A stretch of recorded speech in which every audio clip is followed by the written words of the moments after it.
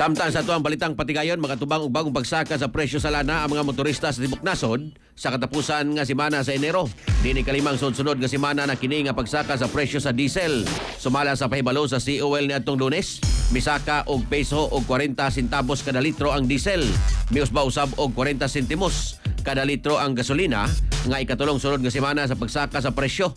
Samtang musaka usab og 80 sentimos kada litro ang kerosene. Ang ikalimang sunod nga pagtaas batod sa GT o DGT Petroleum President Leo Villas, ang posibleng pagsaka sa presyo gipasangil sa risgo sa supply.